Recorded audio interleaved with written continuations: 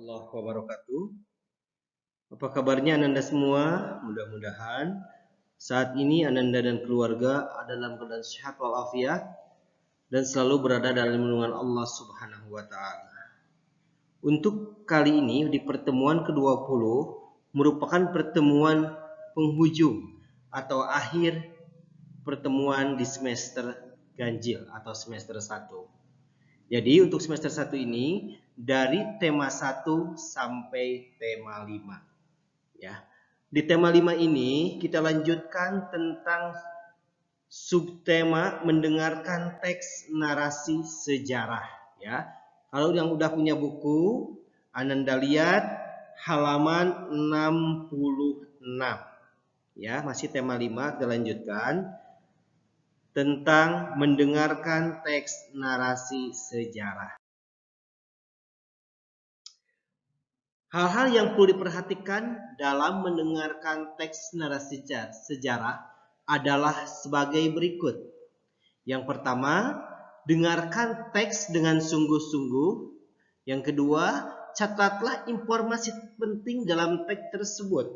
Misalnya, tokoh-tokoh yang dibicarakan, tempat peristiwa tersebut terjadi, waktu peristiwa terjadi, serta konflik atau peristiwa yang terjadi. Dengan mencatat informasi-informasi tersebut, Ananda akan lebih mudah dalam mengerjakan soal-soal yang diberikan. Untuk lebih jelasnya, bacalah teks di bawah ini, setelah itu jawablah pertanyaan kuisnya. Kita baca dulu sama-sama tentang Sultan Agung. Sultan Agung adalah Raja Mataram yang paling terkenal.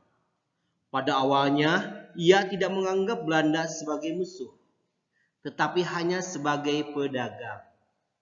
Namun setelah Belanda enggan meminjami kerajaan Mataram kapal untuk menyerang Banten, Sultan Agung menganggap Belanda sebagai musuh.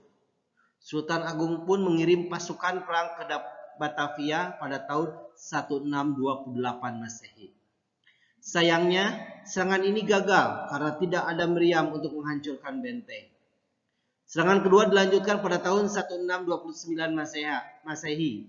Namun, lagi-lagi ia gagal karena gudang-gudang bahan makanan milik Sultan Agung dibakar Belanda. Meskipun sudah 2 kali mengalami kekalahan, Sultan Agung telah menunjukkan semangat perjuangan yang luar biasa. Itu contoh narasi sejarah. Setelah Ananda baca, kerjakan kuis halaman 66 ya, nomor 1 sampai dengan nomor 5. Lalu biasa kirimkan ke Bapak lewat WA dalam bentuk fotonya. Kita lanjutkan subtema berikutnya, membuat kesimpulan teks narasi sejarah. Kesimpulan adalah hasil akhir suatu bacaan. Kesimpulan dapat diperoleh dengan memahami isi bacaan keseluruhan. Kesimpulan disampaikan dengan bahasa yang lugas dan singkat. Ingat, dengan bahasa yang lugas dan singkat, tidak bertele-tele dan tidak panjang. Cara membuat kesimpulan yaitu 1. Membaca keseluruhan isi teks bacaan. 2. Menentukan ide pokok pada setiap paragraf. 3. Menyusun kesimpulan. 4. Ada kata penghubung untuk menjelaskan kesimpulan.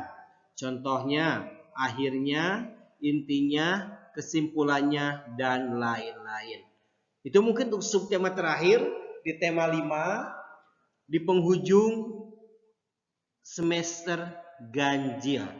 Ya. Nah, untuk materi bahan pekan ulangan, jadi Bapak mengambil dari bahan yang disampaikan oleh Bapak dalam bentuk PowerPoint ya, dari tema 1 sampai dengan tema 5. Itu mungkin materi untuk hari ini. Mohon maaf bila ada kesalahan.